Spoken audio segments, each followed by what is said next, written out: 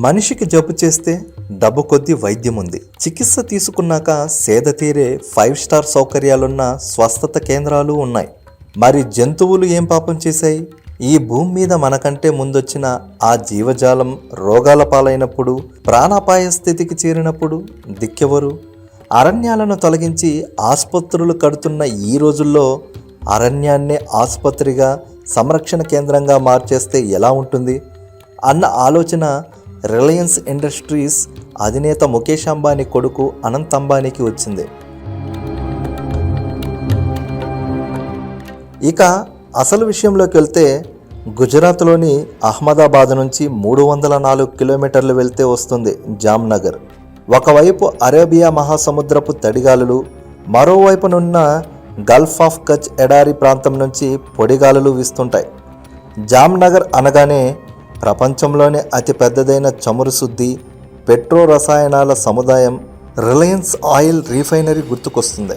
Cement, మట్టి పాత్రలు, ఉప్పు పరిశ్రమ, ఇత్తడి సామాన్లు, గోల్డ్ ఎంబ్రాయిడరీ, మెటల్ వేర్లతో పాటు బంధని దుస్తులు వంటివన్నీ కళ్ళ ముందు మెదులుతాయి.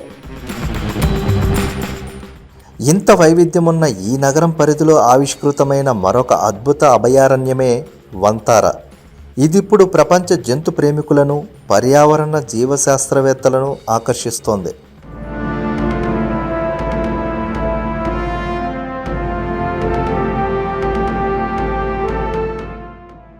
రిలయన్స్ ఇండస్ట్రీస్ ఆధ్వర్యంలోని రిలయన్స్ ఫౌండేషన్ కింద ఏర్పాటైన వంతార పర్యవేక్షణ బాధ్యతలన్నీ ముఖేష్ అంబానీ కుమారుడు అనంత్ అంబానీనే చూస్తున్నాడు.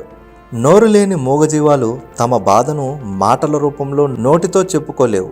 అలాంటి బాధిత జంతువులకు సపర్యలు చేసి ఓదార్పునిచ్చి చికిత్స చేయిస్తే అదే నిజమైన పుణ్యం అనేవారు.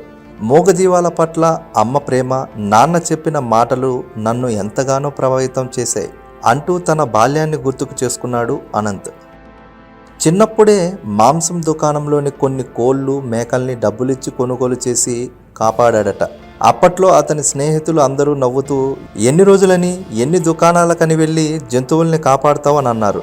ఆ మాటలతో అనంత్ ఆలోచనల పరిధి మరింత విస్తృతమైంది. వంతార ఒక ప్రయోగమనే చెప్పాలి. రిలయన్స్ ఫౌండేషన్ కింద 3000 ఎకరాల్లో ఏర్పాటైందే వంతార.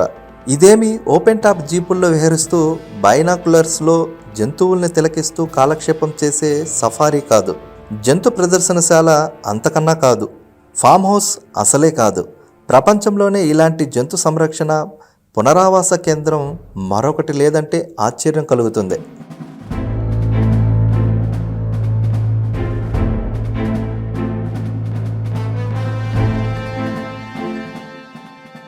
కనుమరుగైపోతున్న జంతువులు, పక్షుల ఉనికిని నిలబెట్టుకునేందుకు, జీవ వైవిధ్యాన్ని కాపాడుకునేందుకు ఇలాంటి ఆవాసాలు అవసరం.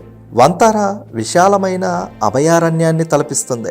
రిలయన్స్ రిఫైనరీలో భాగంగా ఉన్న సుమారు 3000 ఎకరాల్లో విస్తరించి ఉంటుంది. ఇందులో వేలాది పండ్ల చెట్లు కూడా ఉన్నాయి. ఇవన్నీ సేంద్రియ సేద్యంతోనే కొనసాగుతున్నాయి. అడవుల్లో పెరిగే చెట్లన్నీ ఉండటంతో సహజ సిద్ధమైన అరణ్యాన్ని తలపిస్తుంది. ఇందులోని ఏనుగులు, సింహాలు, పులులు, సర్పాలు, నీటి ఏనుగులు, కొండగొర్రెలు, మొసళ్ళు, తాబేళ్లు, జింకలు, నెమళ్ళు ఇలా పలు జంతువులు, పక్షులు హాయిగా స్వేచ్ఛగా నివసిస్తున్నాయి. ఇక్కడ చేరిన వాటిలో అధిక శాతం మూగజీవులు. ఏదో ఒక ప్రమాదంలో గాయాల పాలైన, అనారోగ్యానికి గురైన బాధితులే. వాటన్నిటిని తీసుకొచ్చి వైద్య చికిత్సతో నయం చేశాక ఇక్కడే సంరక్షిస్తున్నారు వైద్యులు. ఇప్పటి వరకు సుమారు 200 ఏనుగులను కాపాడి చేరదీసినట్లు వంతార నిర్వాహకులు చెబుతున్నారు. సర్కస్లలో కొన్ని జంతువుల్ని చిన్న చిన్న బోన్లలో పెట్టి హింసించి ఒత్తిడికి గురి చేసి ఆడించేవారు. ఇప్పుడు సర్కస్లలో జంతువుల ప్రదర్శనను ప్రభుత్వం నిషేధించింది కాబట్టి అవన్నీ మా సంరక్షణ కేంద్రానికి వస్తున్నాయని, వాటికి తిరిగి కొత్త జీవితాన్ని ప్రసాదిస్తున్నాం అంటున్నారు నిర్వాహకులు. ఆసుపత్రులకు చేరే మనుషుల్లాగానే జంతువులది కూడా ఒక్కో బాధ. జంతువులకు సహజ సిద్ధమైన కొలను, చెరువులు వంటివి ఉన్నాయి. కొన్నింటికి ఈత కొలన్లు ఏర్పాటు చేశారు. ఏనుగులకు గాయాలైనప్పుడు తమకు తామే స్వీయ చికిత్సతో వైద్యం చేసుకుంటాయి. అలాంటి సహజ ఆయుర్వేద పద్ధతుల్ని సైతం వంతారాలో అనుసరిస్తున్నారు. ఏనుగుల స్వీయ వైద్యం కోసం ముల్తానా మట్టిని అందుబాటులో ఉంచారు. ఆ మట్టిని ఏనుగులు శరీరంపై చల్లుకుని అనారోగ్యం నుంచి బయటపడుతున్నాయి. ఇక ఏనుగులకు ప్రత్యేకంగా వంతారాలో ప్రపంచంలోనే తొలి ఏనుగుల ఆసుపత్రిని అత్యాధునిక సదుపాయాలతో నిర్మించడం విశేషం. దీని విస్తీర్ణం 25,000 చదరపు అడుగులు. మరో 1,00,000 చదరపు అడుగుల్లో ఆసుపత్రి, వైద్య పరిశోధన కేంద్రం ఏర్పాటైంది. అడవుల్లో వేటగాళ్ల ఉచ్చులో పడి పైకి లేవలేని, తోటి జంతువుల దాడుల్లో తీవ్ర గాయాల పాలైన గజరాజులను ఆసుపత్రికి తీసుకెళ్లడం అసాధ్యం. 3 నుంచి 6,000 కిలోల బరువు ఉండే ఆ భారీ దేహాలను తరలించడానికి ప్రత్యేక ఏర్పాట్లు తప్పనిసరి.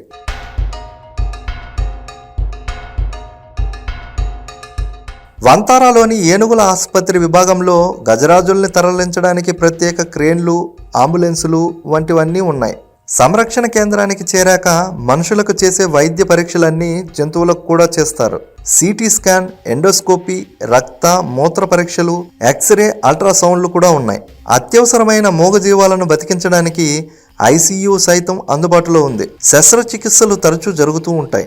దేశ విదేశాల నుంచి వైద్యులు వస్తూ ఉంటారు. వైద్యం పొందే జంతువులకు నిపుణులు నిర్ణయించిన నాణ్యమైన ఆహారాన్ని అందిస్తారు. ఏనుగులకు రుచికరమైన లడ్డూలు పెడతారు. కేవలం వంతారాలోని జంతు వంటశాల 14,000 చదరపు అడుగుల్లో ఉంటుందంటే ఎంత పెద్దదో ఊహించవచ్చు. నాకు ఏనుగులంటే మహా ఇష్టం. ఎందుకంటే గణేశుడిది ఏనుగు రూపమే కాబట్టి.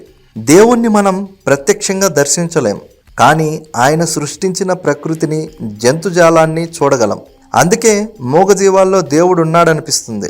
అందుకేనేమో హిందూ మతం కూడా మనుషుల్ని, జంతువుల్ని సమాన ధర్మంతో చూస్తుంది అంటున్న అనంత అంబానీ అభయారణ్యంలో ఆధ్యాత్మిక ఆనందాన్ని వెతుక్కుంటున్నాడు. మూగజీవులకు సేవ చేస్తూ మానవ ధర్మాన్ని చాటుకుంటున్నాడు అనిపిస్తుంది. ఆయన అనంత సేవను అభినందించాల్సిందే.